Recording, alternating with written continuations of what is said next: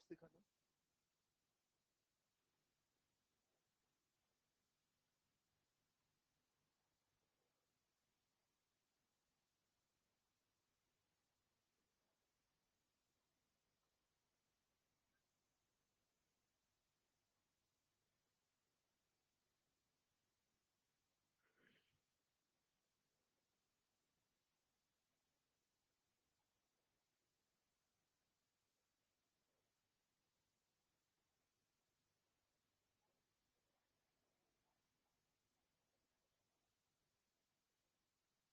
चलिए इस क्वेश्चन की बात करते हैं। डाला। ओए,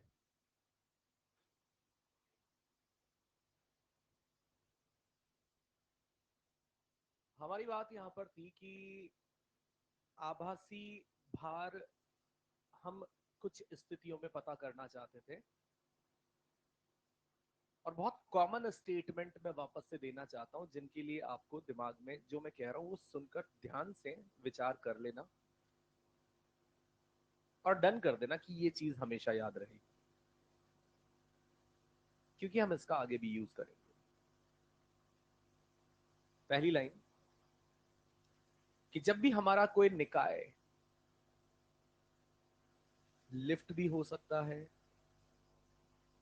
या इस तरीके का कोई और दूसरा उपकरण भी हो सकता है, मैं फिर से शब्द इस्तेमाल करता हूं कि जब भी हमारा कोई निकाय ऊर्ध्वाधर दिशा में नियत वेग से गतिशील है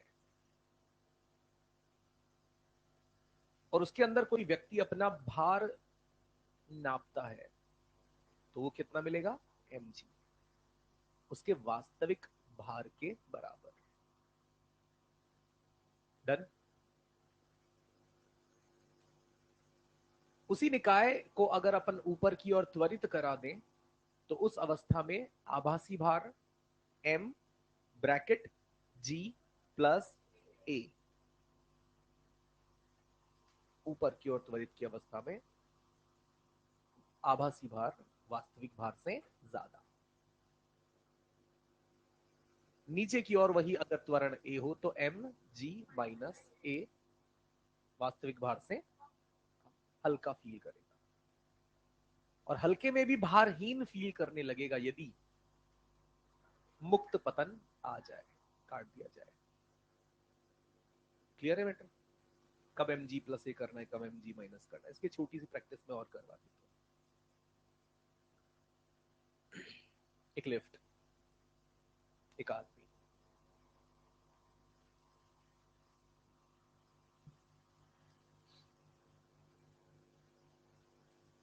ये लिफ्ट मैं चलाना चाह रहा हूं। लाला ओए, इधर देख यार भैया, छोटी छोटी चीजें सुन लो। ये लिफ्ट मैं चलाना चाह रहा हूं यहां से ऊपर, और ऊपर की ओर त्वरण दिया है मैंने, यानी इसका वेग ऊपर की ओर जाती लिफ्ट का लगातार बढ़ रहा है। इससे समझ आता है वेग ऊपर है और वेग लगातार, मतलब इसका त्वरण वास्तव में किधर है? तो आभासी भार एम जी प्लस ए सेकेंड। ये वेग ऊपर है, लिफ्ट ऊपर जा रही है पर धीमी हो रही है, यानी मंदन। मंदन यानी वेग के विपरीत त्वरण। मंदन मतलब यानी त्वरण किधर? फिर से जीरो से शुरू करते हैं, जिन्होंने नहीं सुना वो फिर से ध्यान से सुनेंगे गौर से।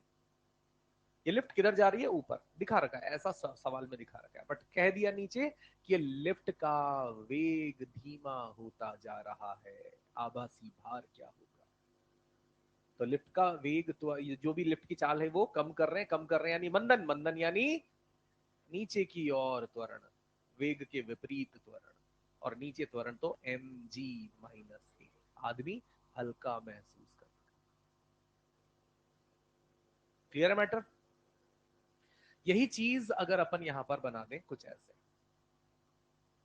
गौर से सुनना। लिफ्ट किधर गति करती दिखाई मैंने, और नीचे की ओर इसकी चाल बढ़ती जा रही है। फिर से रिपीट कर रहा हूं, नीचे की ओर इसकी चाल, यानी इसका त्वरण किधर है? एम जी माइनस ए। लिफ्ट 10वें माले से ग्राउंड की ओर आ रही है, पर अब चूंकि ग्राउंड पर आते रुकना है तो इसका वेग कम करना पड़ेगा, यानी बंधन आएगा। नीचे की ओर आती उस लिफ्ट का वेग कम करना है, यानी त्वरण किधर। नहीं समझ में बात, दोबारा से बोलता हूं। लिफ्ट किधर आ रही है, पर वेग कम करना है तो बंधन देना पड़ेगा ना। बंधन मतलब वेग के विपरीत त्वरण, बंधन मतलब। तो उस स्थिति में त्वरण किधर पकड़ा गया, ऊपर, और ऊपर त्वरण है तो निश्चित रूप से एम जी प्लस ए। त्वरण और बंधन में एक ही अंतर होता है, त्वरण में जिस दिशा में वेग होता है उसी दिशा में त्वरण होता है, और वेग के विपरीत दिशा में अगर त्वरण है तो उसे बंधन कहते हैं।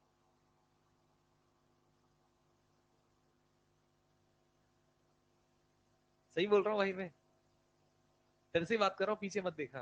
अरे नहीं, आगे वाला। सही बोल रहा हूं। एक दो तीन चार, चौथी लाइन पे जो तू बैठा है मेरे भाई, कोई दुख। ये चारों पॉइंट अपने को समझ आते हैं। छोड़ो ये सब, आप क्वेश्चन के थ्रू और बेहतर सीख जाएंगे, हम डिस्कस भी करेंगे ईएलपी में, इसके लिए बेहतर सवाल अपन ने लिखे हुए हैं। हमारे पास जो आखिरी सवाल था, मैं आपको वापस उस पर ले आता हूं। हमने कहा कि एक व्यक्ति ऊपर की ओर त्वरित उस लिफ्ट में जो भार महसूस करता है, जिसके लिए आप और हम क्या लिखेंगे, एम जी प्लस ए। कितना महसूस कर रहा है, 70 kg वेट, यानी 700 लिख दूं। और नीचे की ओर समान त्वरण से जब वो गति करता है तो कितना लिख दूं, 400। हमें निकालना क्या है, एम नहीं बेटा, एम जी, जिसको कहते हैं क्या, वास्तविक भार। अज्ञात यहां पर इन दोनों समीकरण में कौन कौन अज्ञात है, एम और ए। एम और, उनमें से हम कौन सा जानना चाहते हैं, एम। तो किसको गायब करना पड़ेगा, और ए कैसे गायब होगा, जब दोनों समीकरणों को जोड़ जोड़ दिया जाएगा, जैसे ऐड कर देंगे, ऐड करने पर एम जी और एम जी, और प्लस का एम ए और माइनस का एम ए, और यहां से 1100 आ जाएगा। एम जी बराबर 550 न्यूटन या 55 केजी वेट।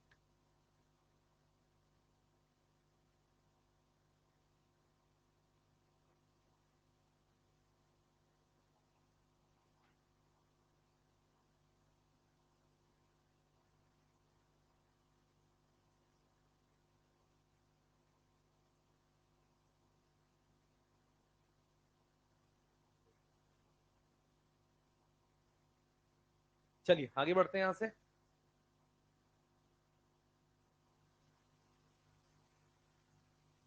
चले,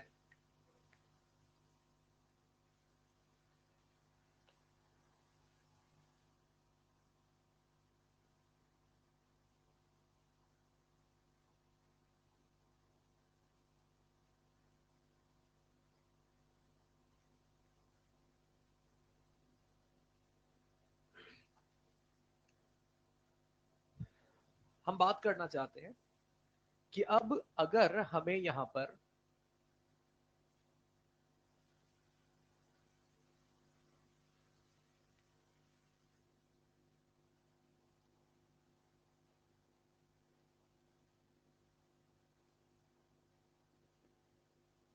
ध्यान से सुनना, और जितना फोकस कर सको कर लेना, क्योंकि यहां से आगे की मैकेनिक्स इन सब सिद्धांतों पर बहुत ज्यादा आधारित है।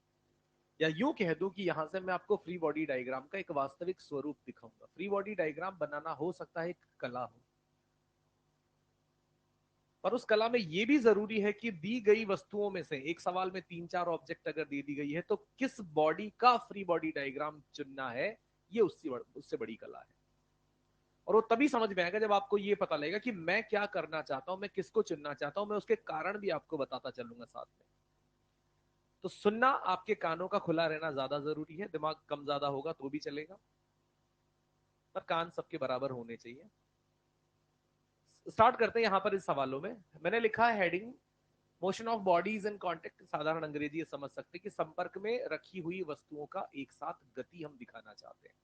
और एक साथ गति यहां पर क्यों हो सकती है, क्योंकि आप जानते हैं जब इन दोनों बॉडीज पर एक साथ पीछे से धक्का लगाया जाएगा तो दोनों वस्तुएं एक साथ चलती हमेशा हम देखते हैं, प्राय अपनी जिंदगी में अपन ने ऐसा किया हुआ है। और अब हम यहाँ पर दो चीजों के बारे में विचार विमर्श करना चाहते हैं। पहली चीज कि निकाय इस बल के कारण चलेगा चलेगा त्वरित होगा, तो वो त्वरण में जानना चाहता हूं। दूसरा, जब ये दोनों बॉडी संपर्क में है तो इनकी ये जो संपर्क सतह है M1 और M2 के बीच में, इस संपर्क सतह पर कितना अभिलंब प्रतिक्रिया बल यानी नॉर्मल रिएक्शन कितना लगेगा, ये हम जानना चाहते हैं। और उसका सीधा सा तरीका क्या रहता है, हमारी पहली स्टेप रहेगी नंबर 1 कि हम पूरे निकाय को एक साथ एक ही द्रव्यमान मान लेंगे।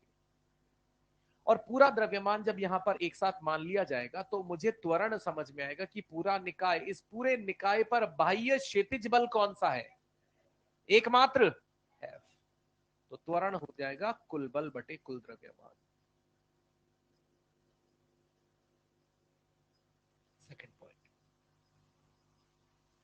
सेकंड पॉइंट ये रहेगा कि अब चूंकि मुझे उन दोनों संपर्क सतहों पर, यानी दोनों नहीं, गलत बोल रहा हूं, उस एक संपर्क सतह पर दोनों वस्तुओं पर लगने वाले जो बल है, जो जो यहां पर क्रिया प्रतिक्रिया या जो नॉर्मल अपने को यहां पर लग रहा है, वो नॉर्मल जानना है।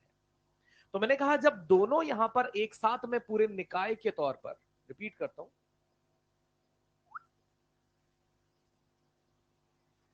जब मैंने यहां पर दोनों चीजों को एक निकाय M1 प्लस M2 माना,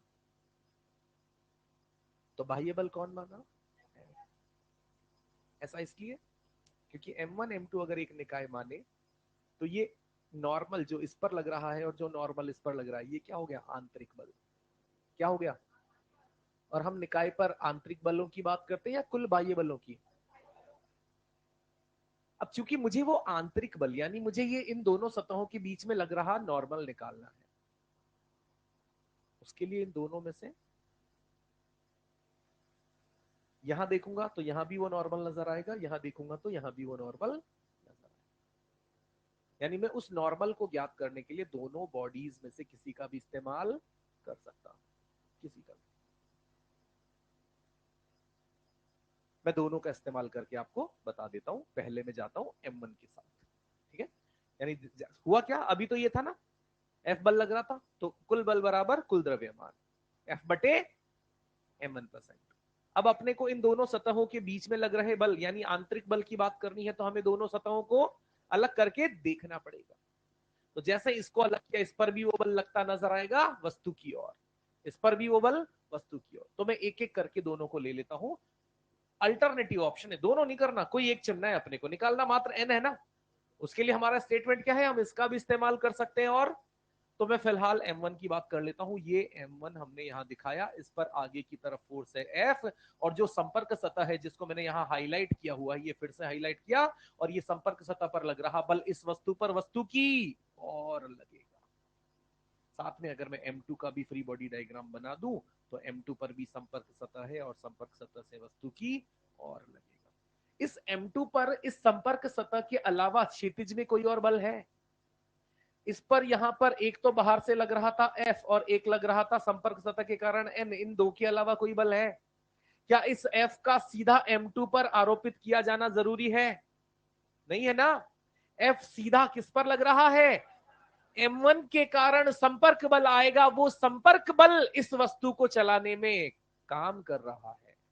इस M2 को सीधा F नहीं मिल रहा है। फिर जैसे ये बनाएगा, आपने देखा कि कुल बल किधर है बेटे, ध्यान से सुन लेना अगली आने वाली लाइन। कुल बल किधर है? इस दिशा में, यानी कुल त्वरण किधर है? आगे की तरफ। और कुल त्वरण जिस तरफ है, अब जब वस्तु M1 की बात होगी तो इस पर दो बल लग रहे हैं, एक बल इसे आगे धकेल रहा है, एक बल इसे पीछे धकेल रहा है। और अगर आगे इस निकाय को जाना है तो दोनों में से कौन सा बड़ा बल होगा? बड़ा बल माइनस, क्योंकि दोनों की दिशा विपरीत है। तो F सिर्फ मास अभी इसका ही लिखना है, यहां कुल द्रव्यमान लिख दिया तो गड़बड़ है, क्योंकि आप किसका फ्री बॉडी डायग्राम बनाए हो, तो द्रव्यमान किसका आएगा, कुल बल भी किस पर आए हैं, त्वरण भी किसका लिखोगे, और यहां से वो n अज्ञात पता लग जाएगा। इस पर बात करें तो कुल बल एन के अलावा बराबर m2, ए कहां से आया, वहां से। ये आसान से काम रहते हैं।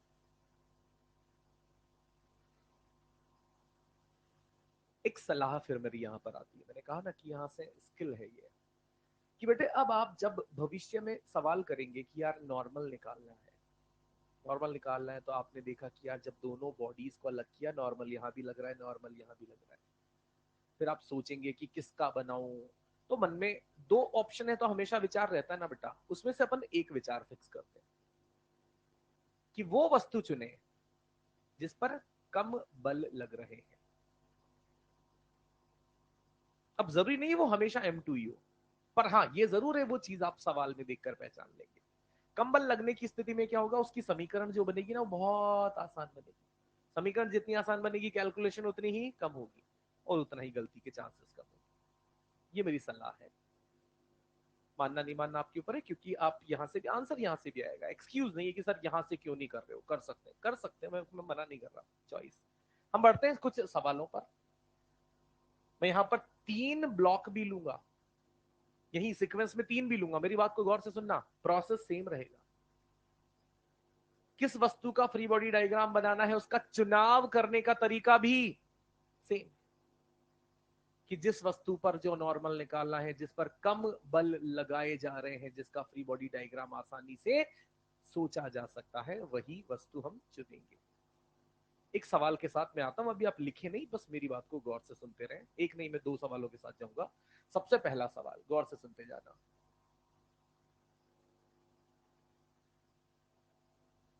प्रोसेस देख लेना पूरी पूरी, बस यहां से कि मैंने यहां पर 6 किलो 4 किलो लगाया, 20 न्यूटन का फोर्स लगाया।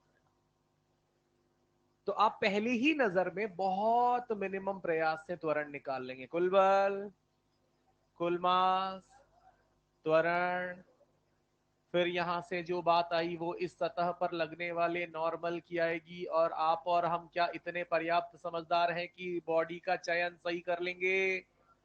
4 kg। कोई भी किसी के दिमाग में 1% भी ऑब्जेक्शन हो तो बताओ कि 4 ही क्यों चुना, या 4 से क्या फायदा है, ऐसा कुछ कोई ऑप्शन? अपन क्लियर है, फायदा नुकसान होगा वो बाद में देखा जाएगा, पर एक तरफा अपन क्लियर है कि हाँ मुझे कौन चुनना है वो मैंने देख लिया। हो सकता है कभी कैलकुलेशन इसका उल्टा पड़ जाए दाव पर, उससे हम घबराएंगे नहीं। यहां से 4 किलो अपन ने बनाया है, इस संपर्क सतह को दिखाया है, इसका नॉर्मल इस वस्तु पर वस्तु की और लगेगा, और यही शायद हमारे लिए इस वस्तु पर लग रहा कुल बल है, हाँ के ना? और कुल बल बराबर इसी वस्तु जिसकी बात कर रहे का द्रव्यमान गुणा त्वरण। स्टैंडर्ड प्रोसीजर इसी को कहते हैं बेटे। 2 स्टेप में जिसमें हम कुछ भी यहां पर कर सकते हैं। मैं 3 पर भी लेके आता हूं और मजे की बात अपन करते जाएंगे, गौर से सुनते जाइएगा। लिखे ना, बिल्कुल भी लिखने की अभी जरूरत नहीं है, सिर्फ मेरी बात को सुने। आता है तो भी सुनना है आपको।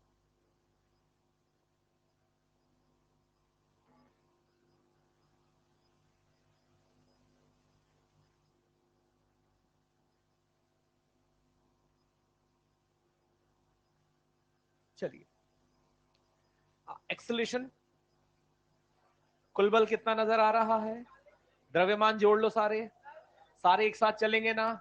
वही त्वरण हम जानना चाहते हैं, 40/10 बराबर 4 मीटर पर सेकंड स्क्वायर। और यहां पर संपर्क सतहें 2 हैं बेटे, एक 5 किलो और 3 किलो के बीच में, जो मैंने सफेद कलर से हाईलाइट की है, और 3 kg और 2 kg के बीच में सफेद कलर से। इस पहले वाली का नाम मैंने N1 और दूसरे वाली का नाम।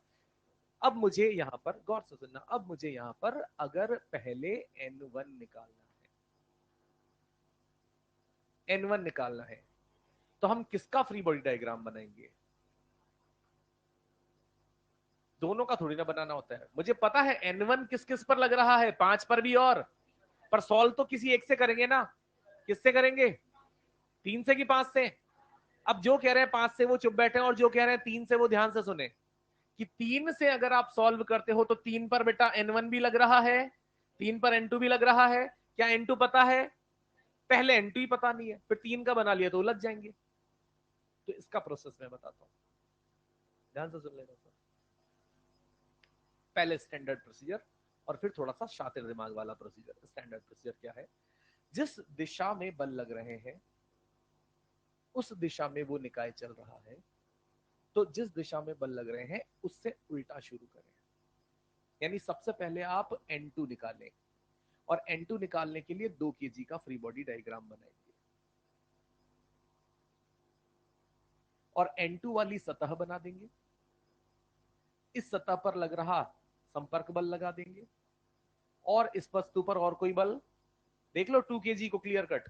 क्षैतिज दिशा में सिर्फ 3 किलो से उसको धक्का मिल रहा है जिसका नाम N2 है, और कोई क्षैतिज बल, क्या यही कुल बल हो जाएगा? किस वस्तु पर? किस वस्तु पर? तो कुल बल बराबर द्रव्यमान गुणा द्रव्यमान गुणा कितना हो जाएगा? 8। पहली N1 निकालना है। अब आप चाहे तो N1 निकालने के लिए 3 kg का भी इस्तेमाल कर सकते हैं और 5 kg का भी। मैं पहले यहां पर 3 kg का इस्तेमाल करता हूं। 3 kg, 3 kg में 2 संपर्क सतहें हैं, एक तो ये वाली इधर वाली जिससे नॉर्मल लगेगा N2 इधर, और एक ये वाली संपर्क सतह जिस पर लगेगा N1। ये वस्तु, ये निकाय, ये द्रव्यमान किधर जा रहा है? हाँ बेटा, जिधर जा रहा है उसी दिशा में लग रहे बल को बड़ा बल मानना होता है।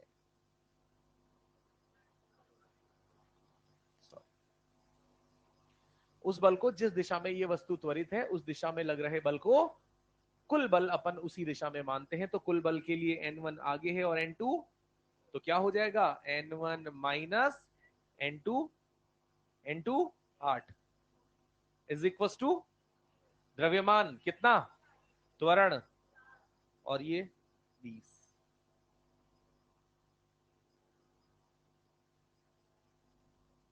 यहां तक की बात में मुझे कोई दुख हो तो किसी को बता दो। कोई भी नहीं? चलिए एक चीज और मैं बताता हूं। क्योंकि अगर मुझसे यहां पर N1 और N2 दोनों पूछे हैं, अगर सवाल में N1 N2 दोनों पूछे, तो मेरा स्टैंडर्ड प्रोसीजर चला, और उसी स्टैंडर्ड प्रोसीजर से पहले मैंने क्या निकाला? N2। फिर मैंने क्या निकाला? मान लो इस सवाल में मुझसे सिर्फ N1 पूछा जाता,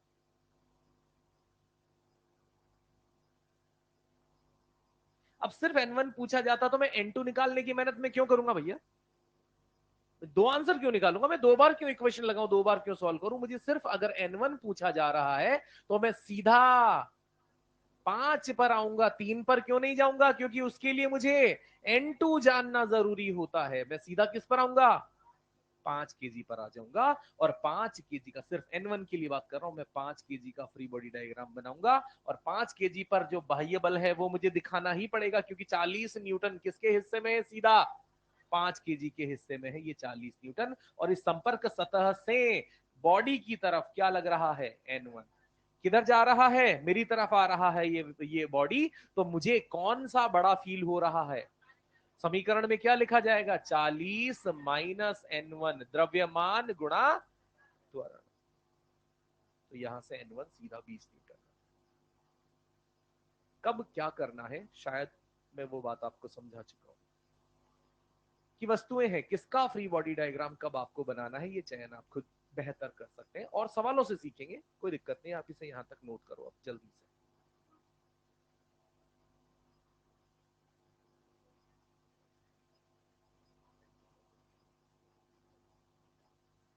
क्या कह रही है बेटा? मेरे को समझ ही नहीं आया। 3 kg बोल। F2?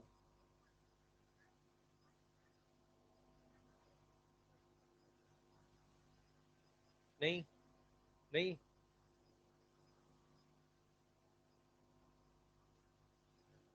क्योंकि 3 kg पर आप फोर्स 40 दिखाओगे ही नहीं, दिखाना ही नहीं है 3 kg पर 40।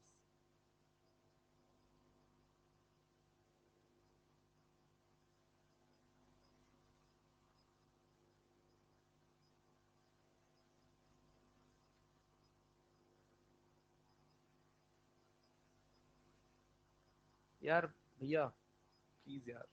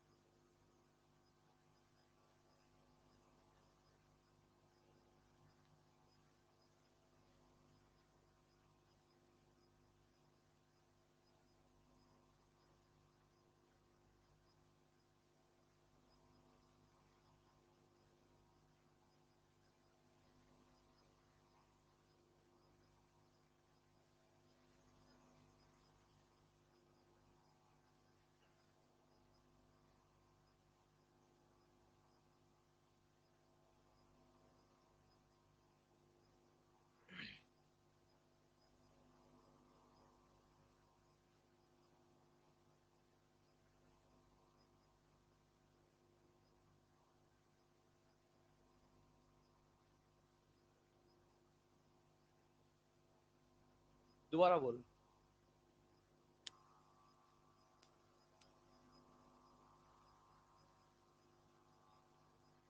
आप निकालना क्या चाहते हैं पहले? N1, ठीक है।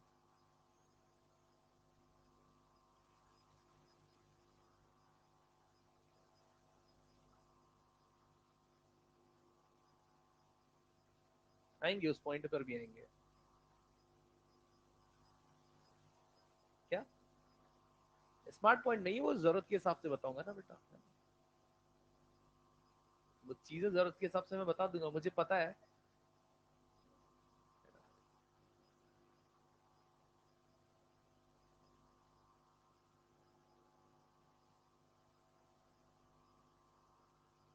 मतलब सब सीक्वेंस है, मतलब समय का फेर है सब। मुझे पता है कि कब कब चीज कोई बताएंगे तो शायद बेहतर हिट करेगी, तो वो मैं एग्जैक्टली सवालों के साथ पिक कर लूंगा, आप निश्चिंत रहिए।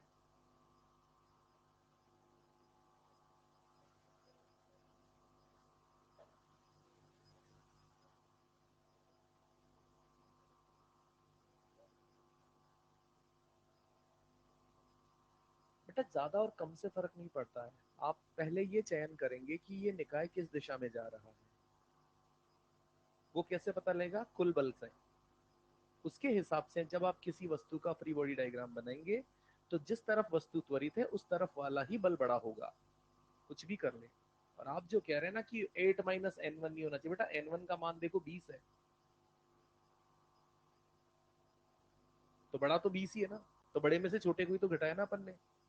सही तो किया है फिर।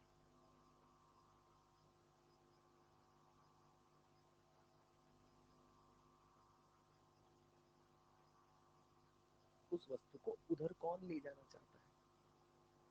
40 नहीं, आप जिसकी बात कर रहे हैं उसकी बात करो, 3 kg की बात कर रहे हो शायद आप, है ना? 3 kg वाले को आगे कौन धकेल रहा है? N1। पीछे कौन रोक रहा है? N2। तो कौन बड़ा होना चाहिए? N1।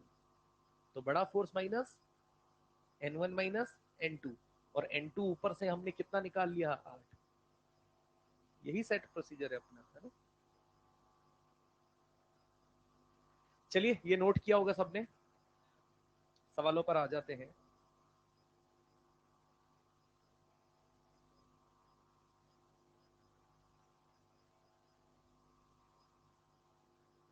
बढ़ा दो भाई लोग आगे।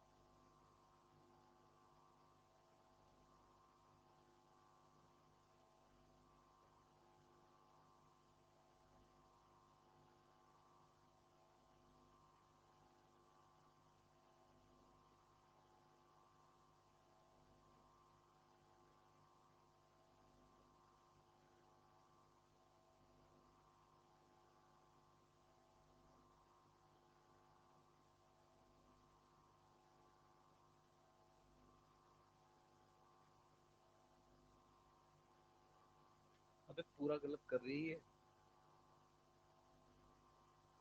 मासेस देख एक बार दोबारा गौर से।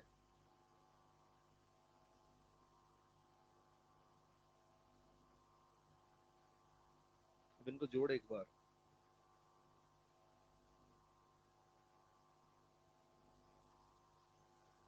तो 12 कहाँ है? दे क्या रखा है वो?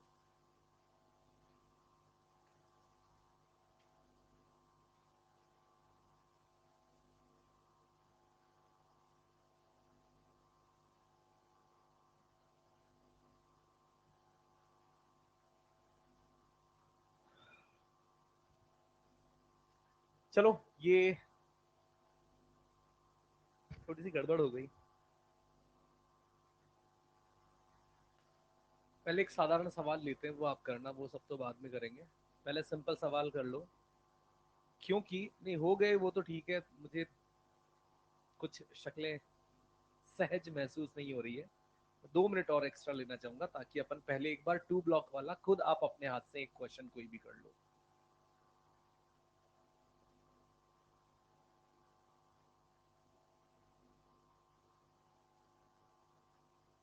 इसके लिए एक्सेलरेशन और नॉर्मल निकाल लो पहले एक बार।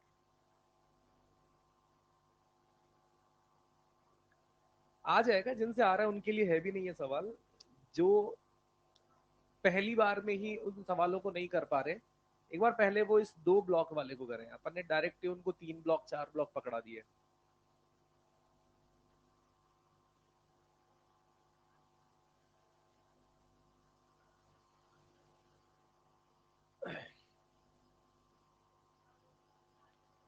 तो बेटे सबसे पहले आप मुझे एक्सेलरेशन बता दें। 60/15 टोटल मास यहां से 4। उसके बाद इस सतह पर लगने वाला नॉर्मल है, उसके लिए क्या इस वाली बॉडी का फ्री बॉडी डायग्राम बनाने की बात हमारी हो गई थी। 8 kg का फ्री बॉडी डायग्राम हम बनाएंगे। 8 kg के फ्री बॉडी डायग्राम की संपर्क सतह हम दिखाएंगे।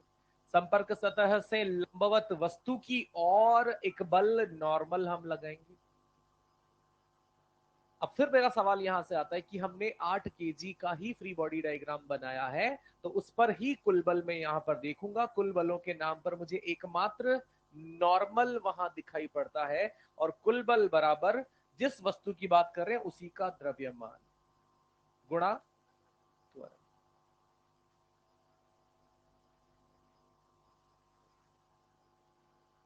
कर पाई ये वाली चीज बेसिक। उस क्वेश्चन में अब आप बोल सकते हैं शायद से त्वरण कितना होगा बेटा। त्वरण सारे फोर्सेस यहां पर 60 है और सारे मासेस, तो ये आ जाएगा अपना 6 मीटर प्रति सेकंड स्क्वायर। मैंने एक बात यहां पर जो कही थी मैं फिर से रिपीट करता हूं कि अगर मुझे सीक्वेंस में सारे पता करने हैं N1 और N2 और N3 जो भी है, तो हम यहां से क्या करते हैं, जिस दिशा से बल लग रहे होते हैं उसके विपरीत हम शुरू करते हैं। यानी पहले हम N2 पर कार्य कर लेंगे। N2 पर कार्य करने के लिए हम सेलेक्ट करेंगे 5 kg। 5 kg की संपर्क सतह जिस पर बल लग रहा है N2 वो दिखा दूंगा और बल लिख दूंगा।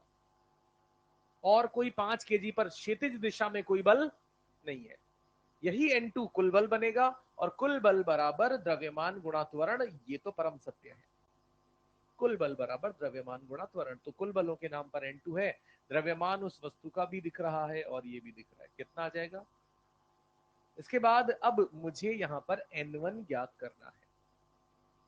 N1 ज्ञात करना है तो आप 3 kg को भी ले सकते थे, 2 kg को भी ले सकते थे। अपन अब 2 kg को ले लेते हैं।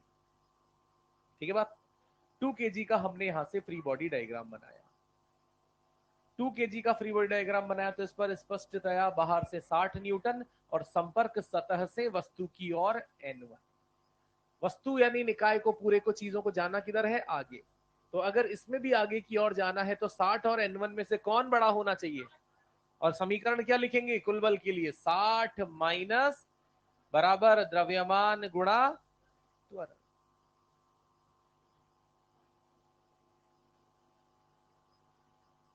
भैया जी N2 आ जाएगा कितना, N1 आ जाएगा कितना? 48।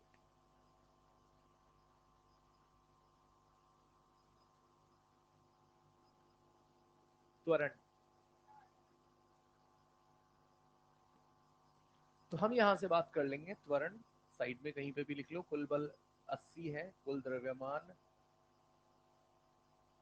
20, 4 हो गया अपना त्वरण। सबसे पहले N3 की बात करूंगा। N3 की बात करूंगा तो N3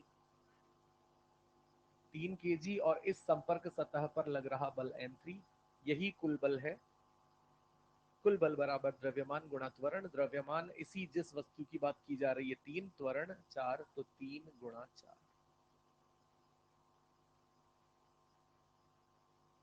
अब अपन N2 पे आते हैं। N2 के लिए अपन यहाँ पर 10 kg का फ्री बॉडी डायग्राम बनाएंगे और यहीं से अब मैं अपनी अगली प्रोसेस जो है वो बताना चाहूंगा कि अगर मुझे N2 बनाना है, बेटे ध्यान से सुनना, गौर से सुन लेना मेरी बात को। अगर मुझे N2 बनाना है तो मुझे 10 किलो का फ्री बॉडी डायग्राम बनाना पड़ेगा।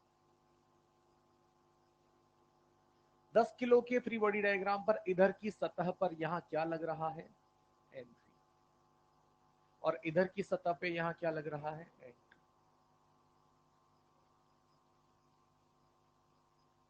और फिर यहां पर अपना रिजल्ट क्या होगा, N2 माइनस N1 बराबर N3, राइट, बराबर द्रव्यमान गुणा त्वरण। तो मैं यहां से आपसे चाहता हूं, या ये बात अब शायद आप अगर बेहतर हो इस्तेमाल, पहले यहां से निकाल लो वैल्यू N3 12, 40 और 12 52, तो N2 का मान जो आ गया 52 न्यूटन। मैं ये चाहता हूं कि अगर आप कितना बढ़िया हो जाए कि आप इस 10 को 3 के साथ बना लो, है ना। उससे क्या होगा, ध्यान से सुनना, 10 और 3 मिलकर 13 किलो का तो वस्तु बन जाएगा। और जो ये N3 है, अब इन दोनों वस्तुओं के लिए क्या हो जाएगा, आंतरिक बल।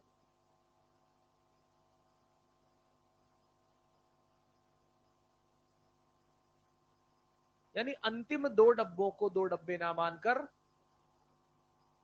जैसे ही एक डब्बा मान लेंगे 13 किलो उसका द्रव्यमान हो जाएगा, और N3 बल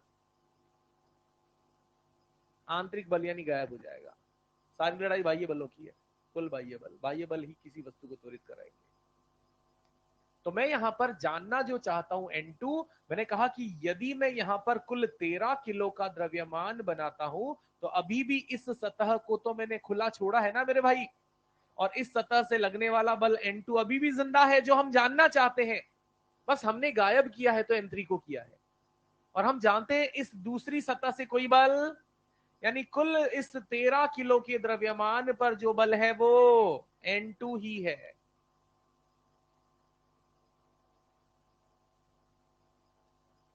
बराबर द्रव्यमान गुणा त्वरण 52।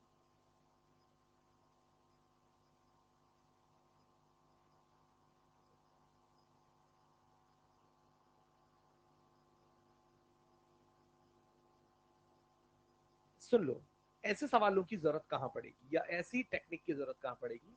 कहा जाएगा कि एक जैसे मान लो ट्रेन है या बहुत सारे डब्बे हैं, 40 डब्बे एक साथ रख दिए और एक तरफ से कहीं फोर्स दिखा दिया।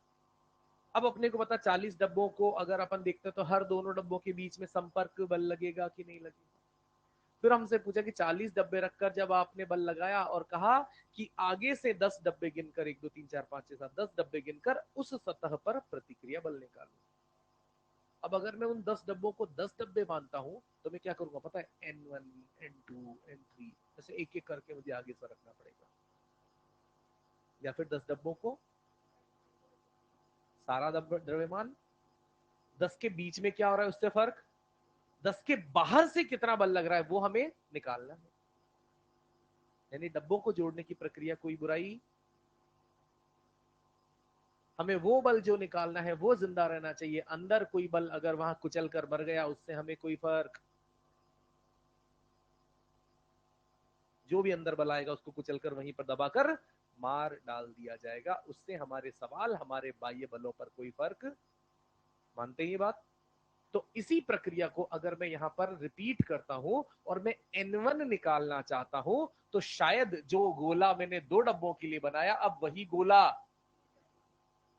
जिनके अंदर कुल कितने द्रव्यमान है? 18।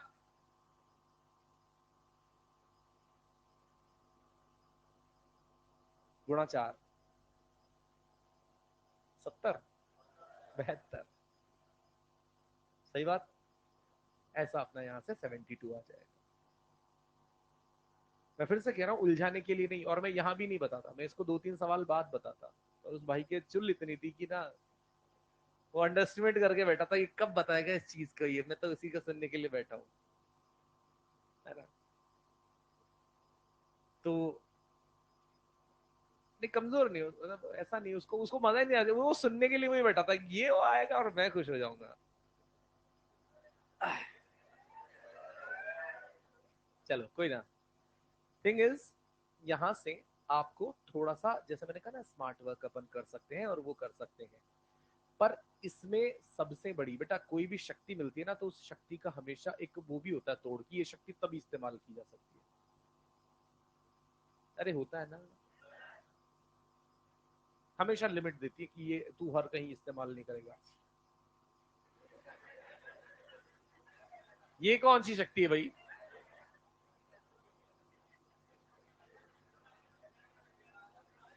नारी शक्ति।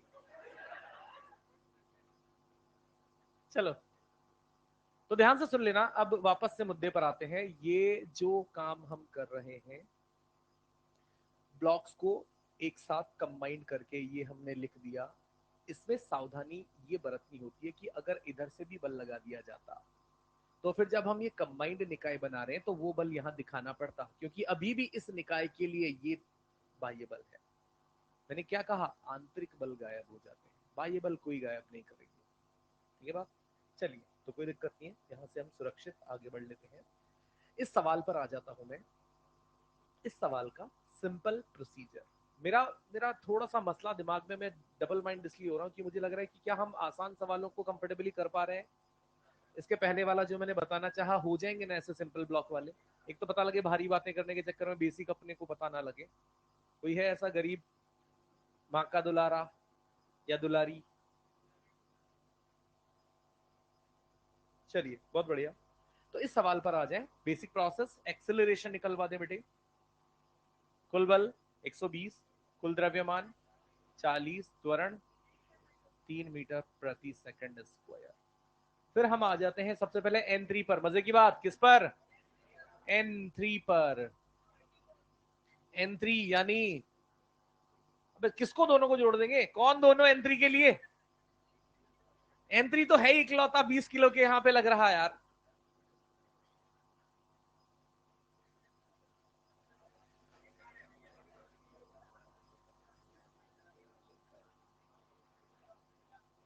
जोड़ देंगे, मतलब शक्ति दे दी तो अब गलत उपयोग कर रहे हैं।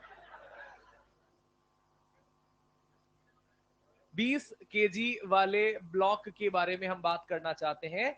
इस संपर्क सतह पर लगने वाले बल की हम बात करना चाहते हैं। इस संपर्क सतह के लिए किसी और को नहीं, इकलौते 20 को अलग कर लो। और ये संपर्क सतह जो मैंने हाईलाइट की है, इस पर बल जो है N3 है। और यही इकलौता बल यहां फिलहाल बनता नजर आ रहा है। इकलौता बल यानी कुल बल, यानी द्रव्यमान गुणा त्वरण। द्रव्यमान 20, त्वरण 60।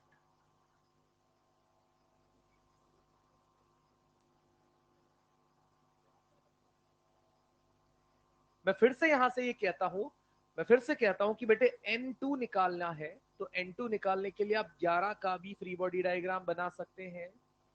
बनाने पर अपने को यहाँ पर N2 इधर से लगाएंगे, N3 इधर से लगाएंगे, थोड़ा सा गणित बड़ा हो जाएगा। हमने अल्टरनेटिव मेथड क्या सीखा है, कि हम इन दोनों को एक साथ मानकर उस पर N3 को गायब कर देंगे। एक साथ माने जाने पर वो कुल द्रव्यमान कितना नजर आना चाहिए? 31। सवाल आप पेपर में जब भी करेंगे तो उसको ऐसे करें, यूं गोला बना लें, कोई दिक्कत नहीं है, ताकि अपने को पता लगे कि हम N2 की बात करना चाहते, दोनों को एक वस्तु मानकर।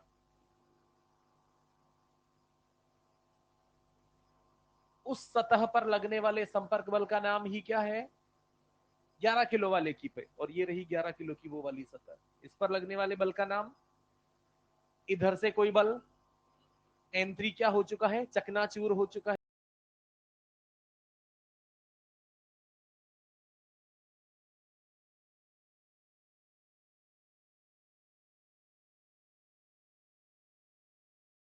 तो कुल बल जिस निकाय के लिए है, कुल द्रव्यमान उसी निकाय का आएगा। कुल द्रव्यमान गुणा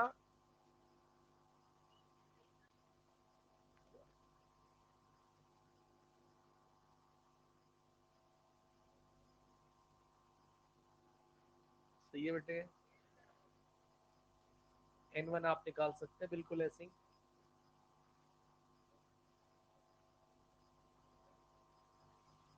N1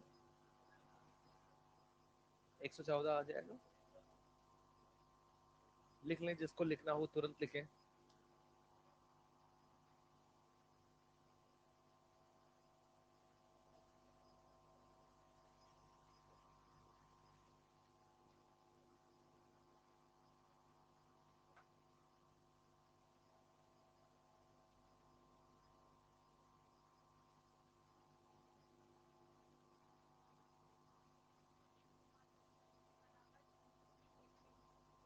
दोबारा बोल, थोड़ा आराम से। पहले किसका फ्री बॉडी डायग्राम? हाँ अब बोलो।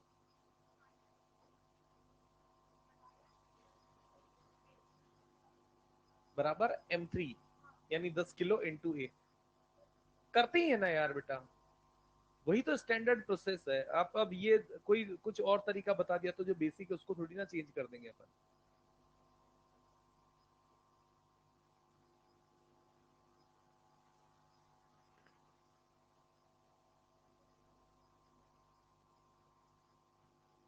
फिर वही बात। अरे ये तो समझो कि आप अगर कोई अलग तरीका इस्तेमाल कर रहे हो, उससे आंसर थोड़ी ना बदल जाएगा बेटे। आंसर सेम आना चाहिए। कैलकुलेशन पर ध्यान दो कि एक बार कहाँ गलती की है। हे प्रभु।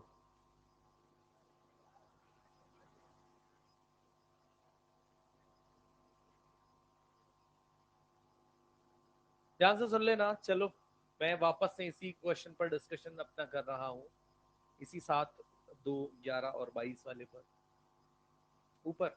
चलिए, हम नॉर्मल प्रोसेस जो फॉलो करते हैं कि अलग अलग वस्तुओं का फ्री बॉडी डायग्राम बनाते हैं। गौर से सुन लेना। तो अगर मैं 3 kg का फ्री बॉडी डायग्राम बनाया हूं, तो वो तो मैंने सीधा सीधा लिख दिया 3 kg का फ्री बॉडी डायग्राम। इकलौता फोर्स कौन? N3। और यहां से द्रव्यमान इस 3 किलो का, और त्वरण यहां से ये आ गया। अगर अपन यहाँ पर 10 kg का फ्री बॉडी डायग्राम बना लेते हैं, लेट से ये हमने 10 kg का फ्री बॉडी डायग्राम बनाया।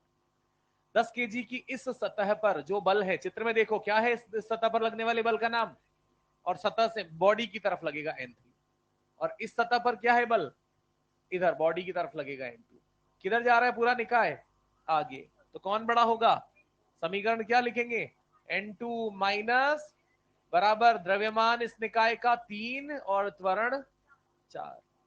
इसमें से क्या हम N3 पहले ही निकाल चुके हैं 12? तो N3 का मान जब यहां पर रख देंगे तो N2 माइनस 12 बराबर 40, तो N2 बराबर 52।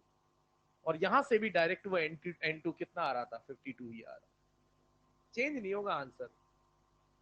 इसके आगे वाला ठीक है दीदी, इसके आगे वाले की बात कर लेते हैं। 5 किलो का द्रव्यमान है। 5 किलो की ये वाली सतह किस नाम से जानी गई है? N2। N2 लगेगा वस्तु की ओर इधर। इस वाली सतह पर क्या है? N1। N1 लगा दिया इधर। समीकरण क्या बोलेंगे? आप ही बोलो, बाकी शांत रहना। N1 minus N2। आगे 5 into 4। N2 कितना है? तो यहां से N1 माइनस 52 बराबर 20 कहते हैं इसे। और N1 बराबर, हाँ इधर बोलो N1 कितना आ रहा है? आ गया, नहीं निकाला था 72। यहां से भी आ जाएगा, निकालना क्या उसमें से? 5 और 10 15 और 3 18 × 4।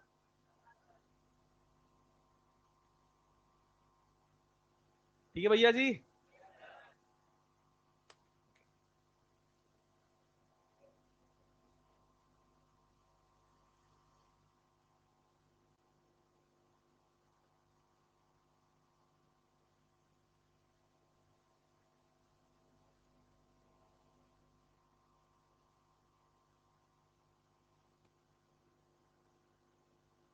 चलिए,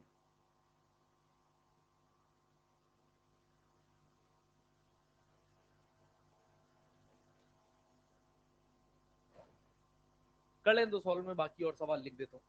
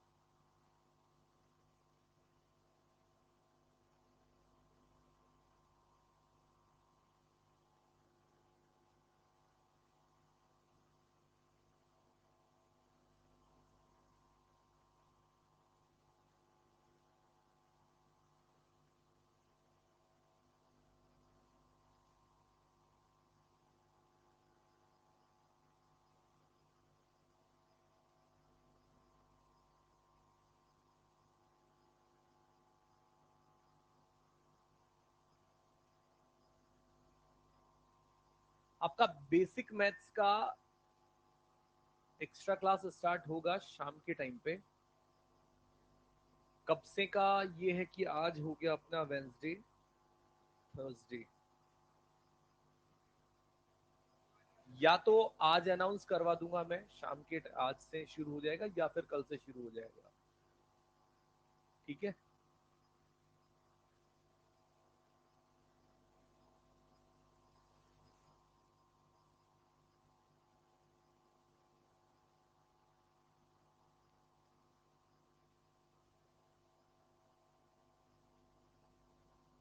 क्या बोलते हो बताओ। इस पे बात कर ले पहले। इस वाले क्वेश्चन में एक्सेलरेशन मुझे सबसे पहले बता दें सब लोग। एक्सेलरेशन हो जाएगा कुल बल F और कुल द्रव्यमान। इसको हम समीकरण एक बोल के डेटा स्टोर कर लिया अपन ने। अब मुझे यहां पर एक एक करके नॉर्मल्स पता करने हैं। हम सबसे पहले N3 पर अटैक कर सकते हैं। उसके लिए मैं क्या कर सकता हूं, इस आखिरी वाले 2m का फ्री बॉडी डायग्राम बना लूंगा। बनाया। इस पर इस सतह पर लग रहा बल N3 नाम से मैं आगे दिखा दूंगा। हुआ। इस 2m पर N3 यानी इस संपर्क बल के अलावा क्षैतिज दिशा में और कोई बाह्य बल, और यही N3 क्या बन जाएगा, कुल बल इस वस्तु पर। और कुल बल किसी भी वस्तु पर हमेशा किसके बराबर लिखते हैं, द्रव्यमान गुणा। तो यहां से इसका द्रव्यमान कितना है 2m, और त्वरण कितना है F बाय 6m। तो ये आंसर आ जाएगा F बाय m, तो कट जाएगा ना।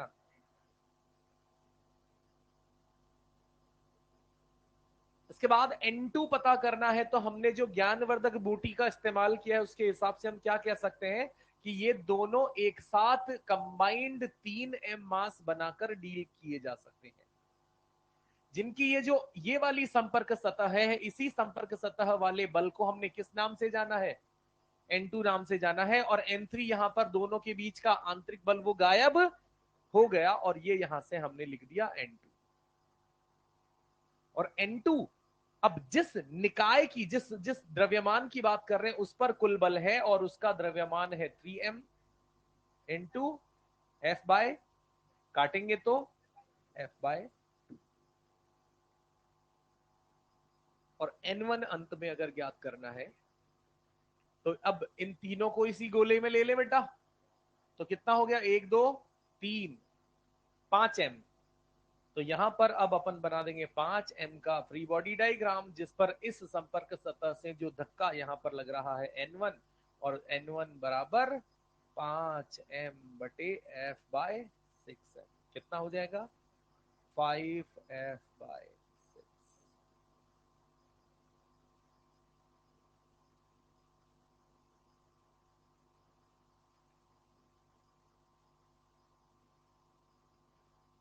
बढ़िया।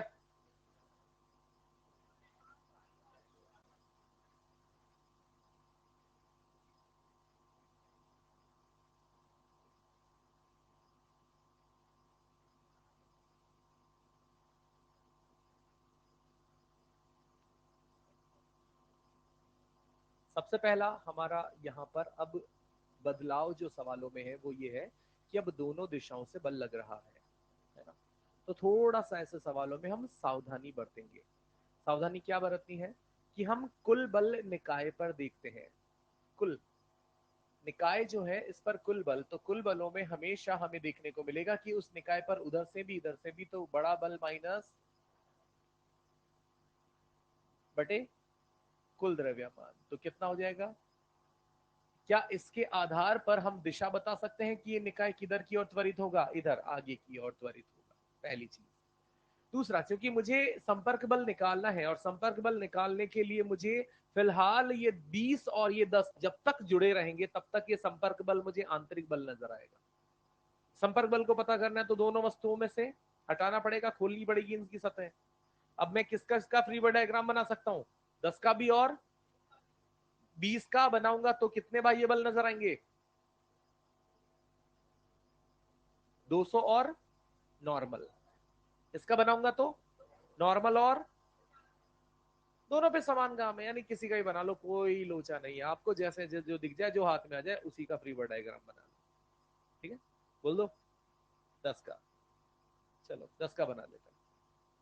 इस 10 केजी की ये जो सतह हमने खोली है, नॉर्मल इधर लग रहा होगा एन, यहां पर इधर पीछे से कितना लग रहा है, चलाने किस दिशा में चलाया जाना है, इस दिशा में, उसमें बल कौन है, तो बड़ा कौन माना जाएगा, रोकना वाला, रोकने वाला बल कौन है, बराबर कुल बल बराबर द्रव्यमान गुणा त्वरण, तो कितना आ जाएगा।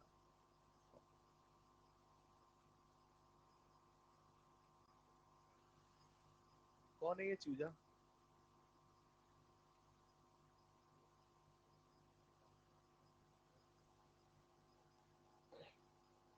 चलो आगे बढ़ाते हैं बात को, यहां तक की बात आप समझ पाए होंगे। किसी को कोई दुख हो तो बोल दे यार, मुझे कोई ऐसा शर्म नहीं है, मैं दोबारा बता सकता हूँ। सवाल आप कर पाए, आसान सवाल है, इन्हीं से हम आगे बढ़ पाएंगे। दुख किसी को भी 1% यहाँ पर कहीं ऐसा लगता है कि हमें समय लग रहा है या क्यों लग रहा है, या कैलकुलेशन में अगर किसी को गलती हो रही है। एक आध सवाल और ट्राई करते हैं, दिखते हैं।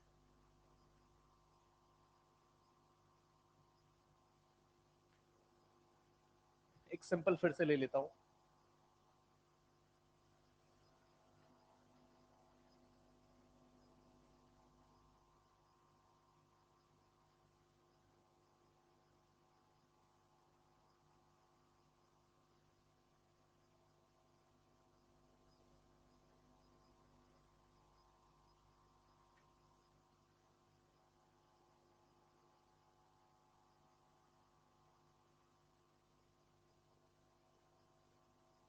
रुकना भैया,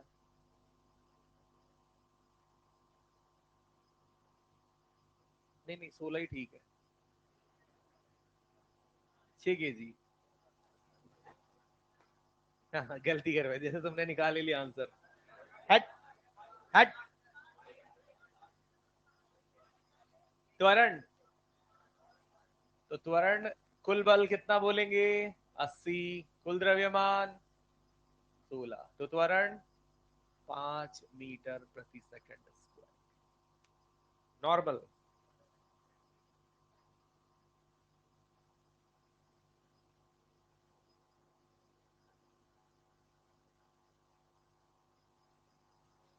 कोई पूछ रहा है।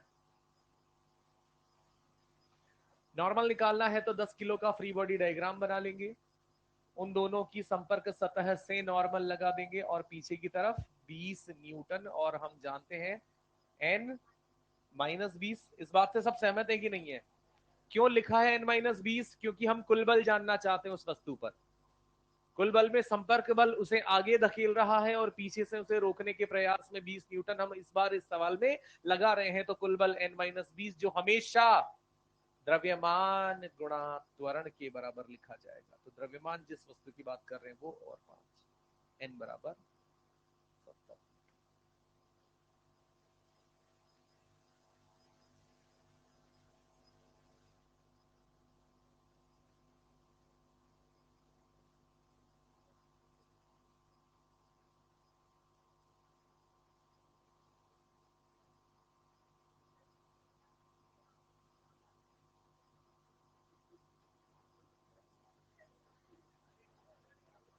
दोनों चॉइसेस रहती है, दोनों आपकी इच्छा पे निर्भर करता है। 10 का बनाओगे तो भी निकल आएगा, 6 का बनाओगे तो भी निकल आएगा।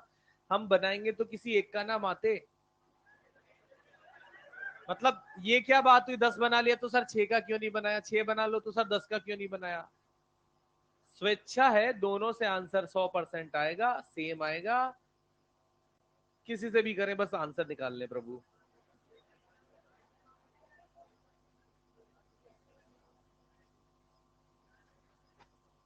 पहले ही बता दिया ना कि दोनों की चॉइसेस होती है, वो अपनी अपनी इच्छा है, दोनों में से किसी भी निकाल सकते हैं ना।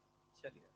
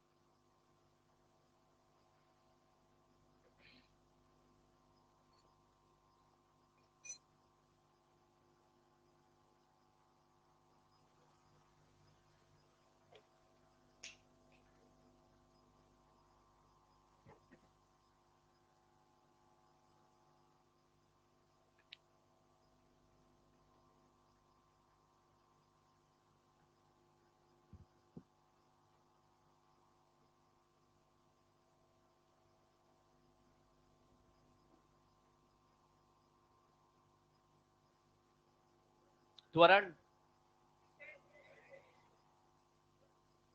सबसे पहले मुझे ये बता दे, त्वरण ए बराबर कुल बल 100 - 40, कुल द्रव्यमान 6 मीटर प्रति सेकंड स्क्वायर।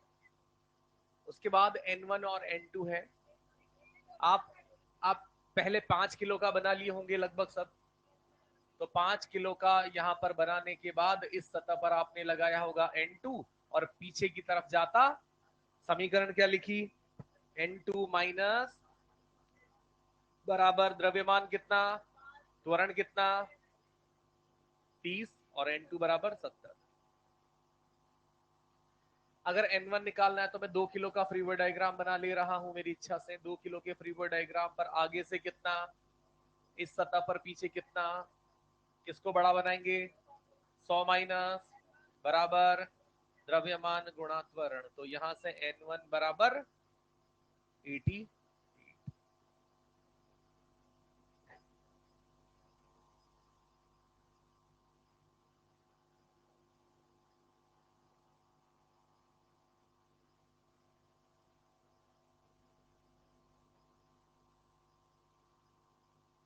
ठीक है बेटर, यहां तक का त्वरण 5 नॉर्मल।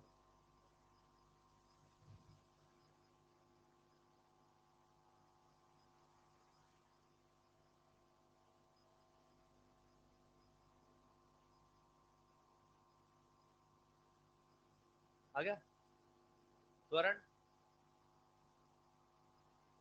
6 इसमें। तू उसी में बैठा क्या थी, एक और सवाल लिख दिया यार।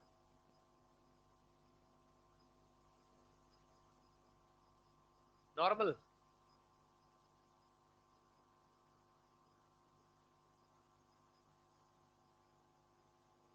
त्वरण 5 सही है, उसके बाद की बात कर रहा हूँ नॉर्मल।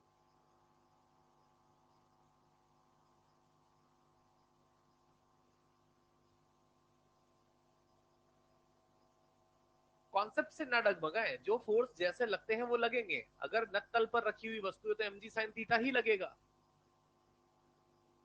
दो वस्तुएं संपर्क में तो नॉर्मल लगाना ही है। तो जो कॉन्सेप्ट अपन ने सीखे उनसे हटकर कुछ नया ना सोचें, जो जैसा जिधर लगता है वो उस फ्री बॉडी डायग्राम में दिखाना अपना परम कर्तव्य है। उसमें जो आंसर आ रहा है वो आंसर सही आ जाएगा अगर अपन ने उसके पहले की चीजें यानी मैकेनिक्स सही से अप्लाई की है, उस पर फोर्स सही से अप्लाई किए, तो आंसर 100% जो आ रहा है वो सही है। त्वरण की मैं पहले बात कर लेता हूं। त्वरण के लिए मैं अब तक जो शब्द कहता था मैं फिर से उन शब्दों को रिपीट करता हूं कि किसी भी निकाय का त्वरण जब हम निकालते हैं, उसका इकट्ठा त्वरण जब हम निकालते हैं तो उस निकाय पर कुल बल बटे निकाय का कुल द्रव्यमान। तो निकाय पर कुल बल, ध्यान से सुनना, निकाय पर कुल बल, तो निकाय में हम यहां पर किसकी बात करेंगे? निकाय में किसकी बात करेंगे? 5 किलो द्रव्यमान की। और नत्तल पर रखे इस कुल बल, इस निकाय पर आपने देखा है ना कि एक घटक तो नॉर्मल से बैलेंस हो जाता है ना, तो कुल बलों के नाम पर कौन बसता है? mg sin theta. तो यहां से कुल बलों के नाम पर m और m में मैं जानबूझकर यहां क्या लिखना चाहता हूं? 5, ताकि आपको समझ आए हम निकाय का कुल एक साथ त्वरण निकाल रहे हैं। तो यहां हो जाएगा m 5, g 10 और sin 30 डिग्री बटे कुल द्रव्यमान, फिर से 5 लिखा, और यही इस निकाय का त्वरण a हो गया। 5 से 5 काटा, साइन 30 1/2, तो 5 मीटर प्रति सेकंड स्क्वायर नीचे की ओर इस तरह। अब दूसरी बात बचती है नॉर्मल निकालने के लिए। नॉर्मल, नॉर्मल संपर्क बल यहां पर किन दोनों सतहों के बीच में है? 2 किलो और 5 किलो। तो नॉर्मल निकालने के लिए या तो 2 का इस्तेमाल कर सकते हैं, या किसी का भी फ्री बॉडी डायग्राम बनाकर आप वहां से नॉर्मल निकाल लेना। मैं 2 से भी करूंगा ये सवाल, मैं 3 से भी करूंगा, ताकि जिसने जिससे किया हो उन सबको संतुष्टि मिल जाए, उनकी आत्मा को बढ़िया शांति मिले। फिलहाल हम 2 को पकड़ लेते हैं। क्या बना रहा हूं? 2 किलो का फ्री बॉडी डायग्राम, मतलब उस पर लगने वाले कुल बल दिखाना मेरा काम है। कुल बल भी मुख्यतया कौन से? नत्तल के अनुदिश वाले, क्योंकि ये वाले तो बैलेंस 100% ना, इन वालों को। तो मैंने यहां से इस 2 किलो का फ्री बॉडी डायग्राम यहां पर बनाना चाहा। इस 2 किलो पर नत्तल के अनुदिश एक बल लगेगा, कौन सा? mg sin theta. आया ना?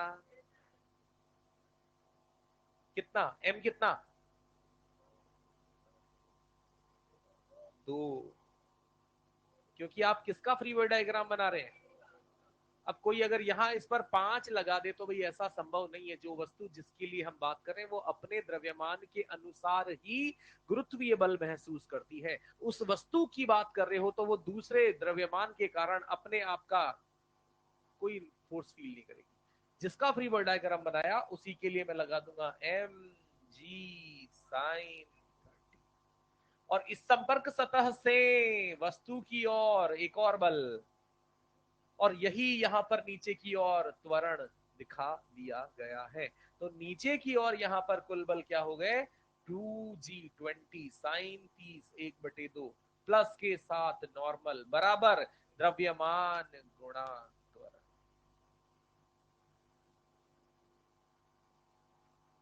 कितना हो गया ये? 10 10।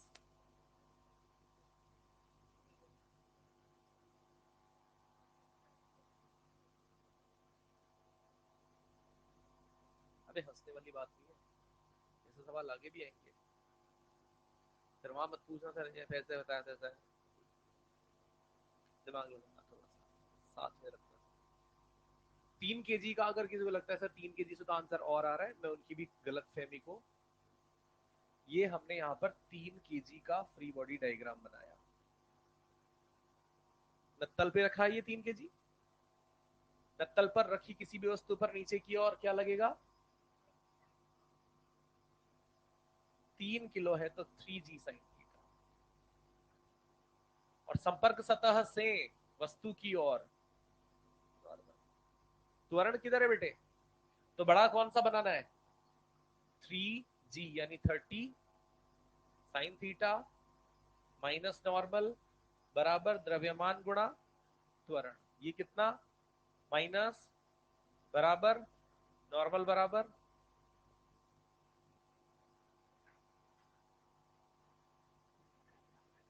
कुछ अपशब्द निकल जाएगा, शांत रहो।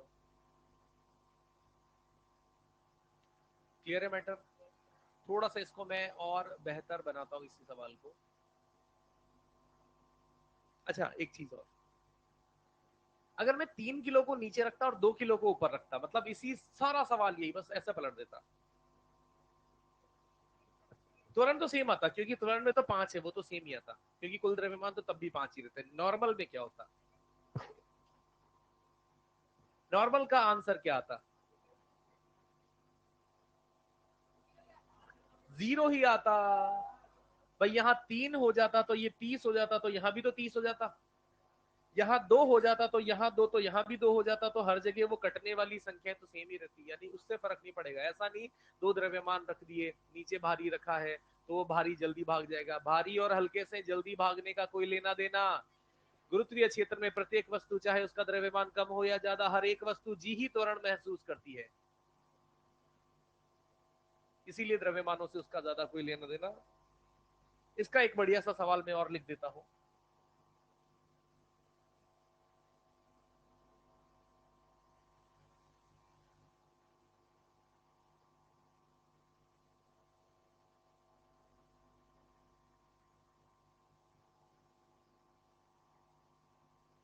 अब आपको बताना है इस निकाय का त्वरण और दोनों संपर्क सतहों के बीच का अभिलंब प्रतिक्रिया बल नॉर्मल।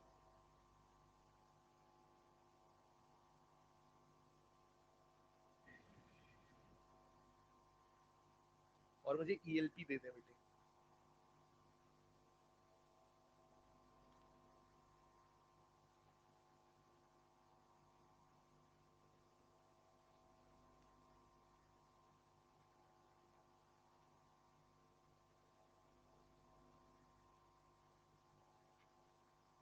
ईएलपी नंबर 4 तक कंप्लीट कर लेना।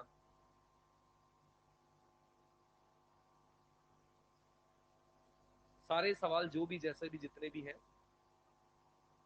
ईएलपी नंबर 4 तक। अरे मॉड्यूल देना, कुछ कुछ बाकी है, थर्ड में बाकी है, वो सब निपटा लें। 4 तो दे दी थी पूरी, पर थर्ड में बाकी थे।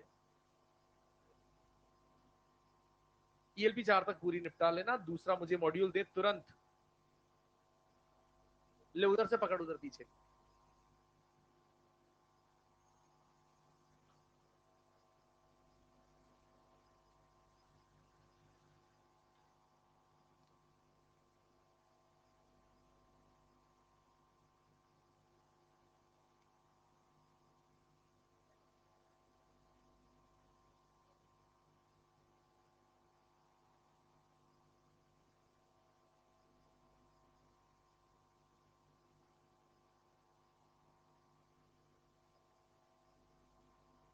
क्वेश्चन नंबर 23 तक, एक्सरसाइज 1 में क्वेश्चन 23 तक आप कंप्लीट कर लेना।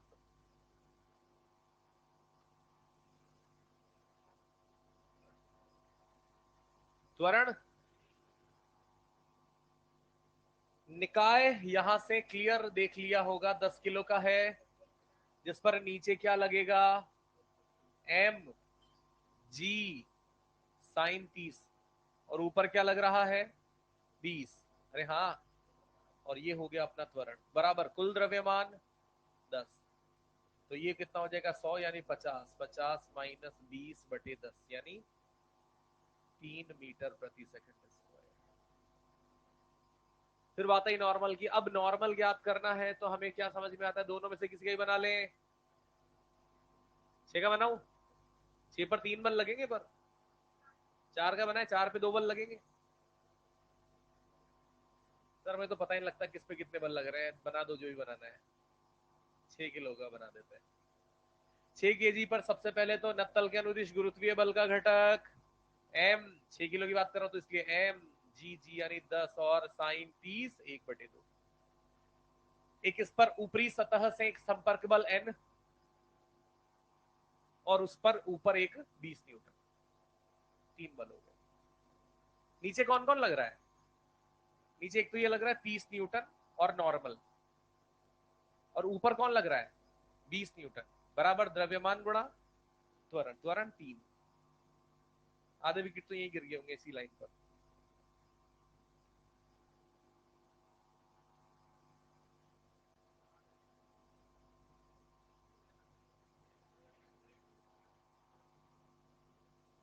बेटे नीचे गुरुत्वीय बल लगाया, संपर्क सतह से नीचे की ओर नॉर्मल लगाया, और जो बाह्य बल 20 लग रहा है उसको भी तो बनाएंगे ना।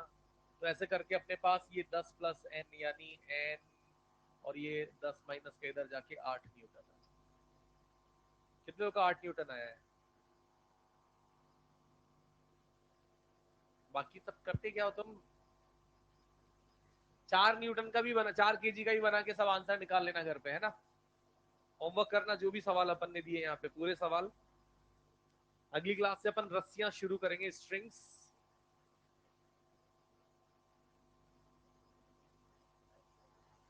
ठीक है,